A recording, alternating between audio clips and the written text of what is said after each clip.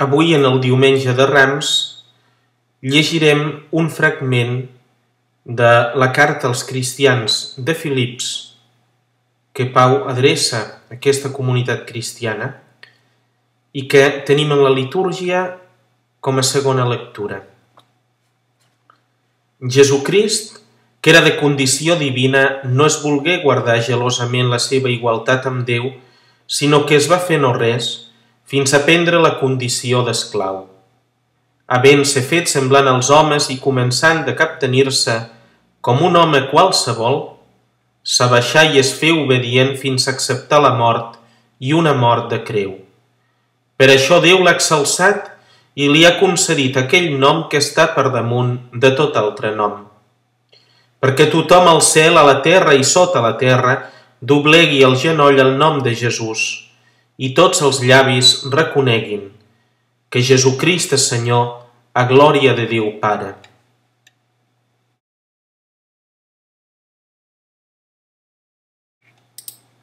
Hosanna al fill de David, beneït el qui ve en nom del Senyor, Hosanna dalt del cel, beneït el rei d'Israel. Hem acompanyat Jesucrist en la seva entrada a Jerusalem, la ciutat en què culminarà la seva missió a la terra, la ciutat en què moren els profetes. Hem aclamat Jesús com a rei i alhora contemplem el misteri de la seva passió. Però com els infants hebreus que proclamaven la resurrecció i la vida, el contemplem amb la fe i l'esperança dels qui creiem i sabem que el Crist ven sobre la mort. No ens fa quedar admirats i corpresos l'oferiment de Jesús? Ell ens ha deixat constància fins on arriba l'amor de Déu pels homes, un amor que el porta a la humilitat d'assumir la nostra condició humana i fer-se home, una humilitat que el condueix a la humiliació de morir d'una mort ignominiosa. Sant Pau ens ofereix en la seva carta als filipencs una bona catequesi sobre el misteri del Crist. Jesucrist, que era de condició divina, no ha volgut guardar gelosament la seva igualtat amb Déu.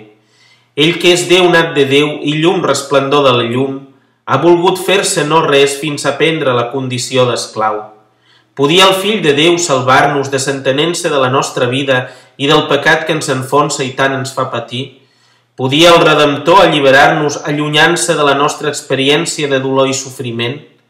El Verb de Déu s'ha fet home, ho contemplàvem en el misteri de Nadal, ho hem celebrat no fa gaire en la solemnitat de l'Encarnació, i ha assumit la nostra condició humana per salvar-nos des de la nostra mateixa vida. Qui no es commou en contemplar la humilitat i l'abaixament de tot un Déu per amor a tots i cadascun dels homes i dones d'aquest món? Contemplem tot el seu pas per la terra. La seva vida fou la d'un home pobre, amb els seus treballs i penalitats, amb les seves alegries i tristeses. I la seva mort va ser la d'un rebutjat per la societat que encara va necessitar que un home de bona voluntat li cedís el seu sepulcre, perquè el fill de l'home no tenia on reclinar el cap. Fins a quin punt d'humiliació i pobresa arriba el nostre Déu? Mentre els grans de la terra es fan construir sumptuoses sepultores i magnífics mausoleus, Jesucrist no té ni on caure mort. Per aquesta obediència i amor a Déu i als homes, que arriben fins al punt màxim d'assumir el sofriment i la mort, Déu l'ha exalçat i li ha concedit aquell nom que està per damunt de tot altre nom. El Pare ha ressuscitat Jesucrist per l'Esperit Sant i l'ha constituït Senyor de totes les coses. La mort de Jesús és, per tant, una porta oberta a l'esperança per a tots nosaltres. Estimem, doncs, el Crist, que així ha manifestat com ens estima. L'Eucaristia que celebrem i amb la qual en el Diumenge de Rams obrim les celebracions de la Setmana Santa ens ajudarà a comprendre el sentit de la creu. Visquem aquest temps de gràcia i salvació més units a Jesucrist, fent junts el camí que ell va fer per tots nosaltres.